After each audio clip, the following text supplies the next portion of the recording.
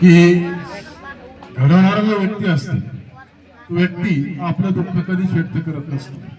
म्हणजे सांगायचं तात्पर्य असं आहे की आता तुम्हाला 5वी पासून 10वी पर्यंत ज्या शिक्षकांनी कधी मारले, कधी ओरडले, कधी विनाकारण कुठे धिंगाणा घालत असताना कानाला पकडून मोठ्या उठभाषा मारायला लावल्या, त्याचा तुम्हाला थोडासा रागही आलेला असेल त्यांना. पण त्यामागे शिक्षकांचा, प्रत्येक शिक्षकाचा हा हेतू असतो, माझा जो विद्यार्थी आहे तो विद्यार्थी त्याचं चांगलं आचरण झालं पाहिजे, तो चांगला शिकला पाहिजे, मोठा झाला पाहिजे, स्वतःचं नाव कमवलं पाहिजे. याचं एक उत्तम उदाहरण देतो तुम्हाला.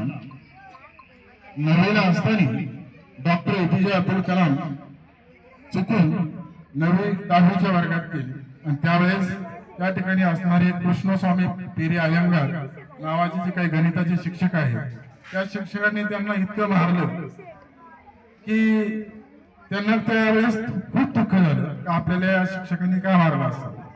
नंतर ज्यावेळेस ते पुढे 10वीच्या पूर्ण त्या ठिकाणी जे काही तामिळनाडू कॅडरचे जे काही बोर्ड आहे, त्या बोर्डात ज्यावेळेस त्यांचा पहिला नंबर आला, त्याच शिक्षकांनी सर्व व्यासपीठाच्या समोर अब्दुल कलाम यांना बोलवून सन्मानित केलं.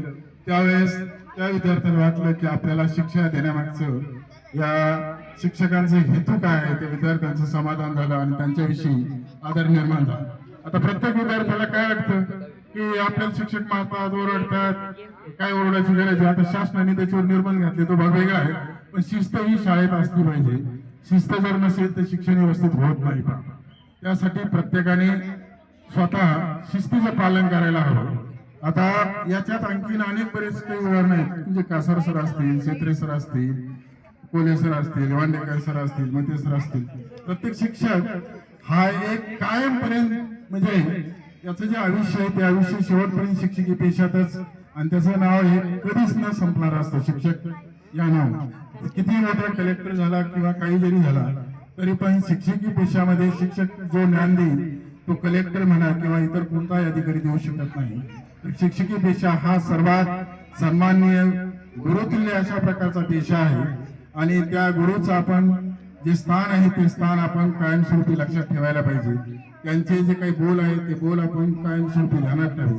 तुम्हाला 10वीच्या विद्यार्थ्यांना जे काही वर्षभरात त्यांनी जे मार्गदर्शन केलेलं असेल, गणित म्हणा, विज्ञान म्हणा, इतिहास, भूगोल वगैरे, याचे बरेचसे फायदे तुम्हाला भावी आयुष्यात दिसतील. आता जरी तुम्हाला थोडस हे जे वय असतं थोडं खेळकर असतं, त्याच्यात आपल्याला काय वाटत नाही. या ठिकाणी एक व्यक्त व्हावं ते म्हणजे तुमच्या या आपल्या आनंद तंत्रे बाबा शाळेतील जे काही शिक्षक आहेत, सर्व शिक्षक हे कौतुकास्पद आहेत.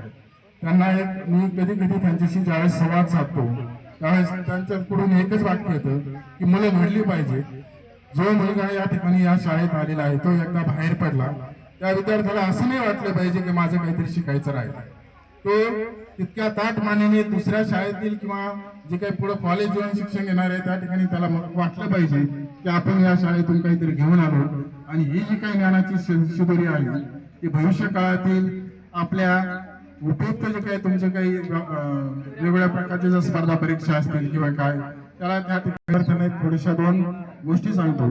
ज्यावेळेस तुमचा बोर्डाचा पेपर तुमच्या समोर येईल त्यावेळेस थोडंसं घाबरून जाऊ नका. कधी कधी विद्यार्थी काय करतात, आपण आता दुसऱ्या शाळेत पेपर देणार आहोत, थोडंसं प्रेशर असतं मनावर, प्रेशर येऊन देऊ नका. फ्रँकली एकदम अजिबात कुठलाही ताण येणार नाही अशा प्रकारचं वातावरण ठेवा.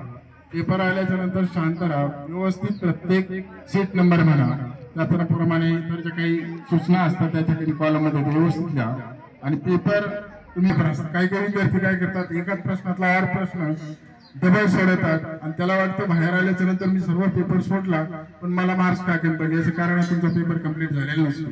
त्यामुळे व्यवस्थित वाचन करा, व्यवस्थित प्रश्नांची उत्तरे लिहा, चांगले दर्जेदार मार्क्स मिळवा. आपल्या तंत्रे बाबा विद्यालयाचे त्याप्रमाणे तुम्हाला शिकवणारे जेवढे जे शिक्षक आहेत त्या शिक्षकांचंही नाव करा, तुमचंही नाव मोठं होईल. तर एवढं बोलून मी तुम्हाला त्याप्रमाणे 10वीच्या विद्यार्थ्यांना माझ्यातर्फे त्याप्रमाणे आमची जी काही लाईट ऑफ लाईफ ट्रस्ट जे आहे त्या ट्रस्ट मार्फत हार्दिक शुभेच्छा. तुम्हाला घरोघरीच यश मिळावं त्याचप्रमाणे माझ्याच तर्फे आपले जे शिक्षक वृंद आहेत त्या शिक्षक वृंदांच्या खूप खूप शुभेच्छा. धन्यवाद.